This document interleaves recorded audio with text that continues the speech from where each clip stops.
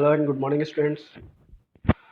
Today we will study about the armed force. Okay, यानी कि सशस्त्र सेना. तो सशस्त्र सेना में हम सबसे पहले चलेंगे इंडियन आर्मी. ठीक है, तो इंडियन आर्मी क्या होता है?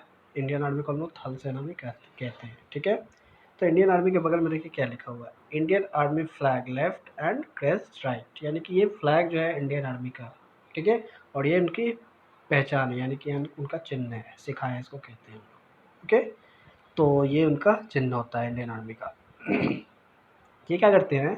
Land based branch of the Indian arm force and its largest component. Land based यानी कि ये थल पे, जितने भी थल की ये रक्षा करते हैं, ये जितने थल पे ये जो भी फोर्स होते हैं उसको हम लोग क्या कहते हैं? तो ये इंडियन आर्मी होते हैं जो कि थल की रक्षा करते हैं. ओके, तो इंडियन आर्मी के बाद हमारा आता है that is Indian navy. Okay, तो इंडियन नेवी में इंडियन नेवी को हम लोग कहते हैं हिंदी में जल सेना.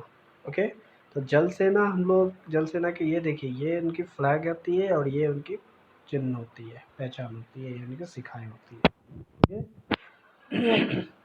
ओके, ये क्या होता है? Naval branch of the Indian arm force for securing the maritime borders of the country. यानी कि ये पानी के अंदर हमारे देश की सीमाओं की रक्षा करते हैं. ओके, पानी के अंदर हमारे देश की सीमाओं की रक्षा करते हैं. ओके, नेक्स्ट है आपका इंडियन एयरफोर्स, यानी कि वायुसेना इसको कहते हैं हम लोग हिंदी में. ओके, ये इनका फ्लैग होता है और ये उनकी चिन्ह होती है. ठीक है, तो ये क्या करते हैं? एयर स्पेस की रक्षा करते हैं. ओके, यानी कि आकाशीय क्षेत्र की रक्षा करते हैं ये Indian air force. Okay, air space का मतलब होता है कि जिस देश के ऊपर का आसमान जो है जितना है वो उस देश का होता है. ठीक है, वो आकाशीय क्षेत्र उस देश का होता है. ठीक है, तो उसी आकाशीय क्षेत्र की ये क्या करते हैं? रक्षा करते हैं इंडियन एयरफोर्स. ओके, नेक्स्ट है हमारा इंडियन कोस्ट गार्ड्स, यानी कि तट रक्षक. ओके, तो कोस्ट गार्ड जो है देखिए, इनकी फ्लैग ये होती है और इनकी चिन्ह ये होती है. It's mission is the protection of the maritime interest and the maritime law. ठीक है, तो ये क्या करते हैं कि मैरीटाइम्स यानी कि जितने भी कोस्टल प्लेन होते हैं, जितने भी आइलैंड होते हैं, इन सब की ये रक्षा करते हैं. ओके, तो आई होप कि आपको ये इंडियन आर्म फोर्स यानी कि जितने भी आर्म फोर्स हैं इनके कुछ ना कुछ फंक्शंस के बारे में पता हो गया होगा अब तक. ठीक है, तो चलते हैं next. Identify which branch of the arm force this ranks belongs to.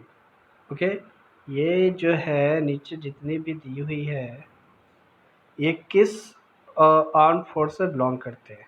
Okay, तो सबसे पहले क्या है? सबसे पहला है डायरेक्टर जनरल. तो डायरेक्टर जनरल जो है जनरली ये किस में आते हैं? तो डायरेक्टर जनरल जनरली ये आएंगे आपको आर्मी में. ये मेडिकल ऑफिसर होते हैं, ये आर्मी में भी आ सकते हैं, नेवी में भी आ सकते हैं. ठीक है, आर्मी में ले चलेंगे इसको लेकर. ठीक है, नेक्स्ट है ब्रिगेडियर. ब्रिगेडियर भी आर्मी में आएंगे, यानी कि ये भी आर्मी में आएंगे. नेक्स्ट है एडमिरल. एडमिरल भी आएंगे. एडमिरल आएंगे आपको नेवी में, यानी कि ये एडमिरल नेवी में आते हैं. ओके, ये रैंक होता है नेवी का. ठीक है, ठीक है. फिर है मेजर जनरल. तो मेजर जनरल जो है ये आपको आएंगे, मेजर जनरल आ जाएंगे फिर ये आर्मी में. फिर आ जाएंगे आपको स्क्वाड्रन लीडर. स्क्वाड्रन लीडर जो है एयरफोर्स से. ओके, एयरफोर्स में आ जाएंगे. फिर आपको लेफ्टिनेंट कमांडर. लेफ्टिनेंट कमांडर ये नेवी के फोर्स होते हैं, नेवी के रैंक होते हैं, तो नेवी में आ जाएंगे. नेक्स्ट है कमांडेंट. कमांडेंट जो होता है ना, ये कोस्ट गार्ड के रैंक होता है, तो ये कोस्ट गार्ड में आ जाएंगे.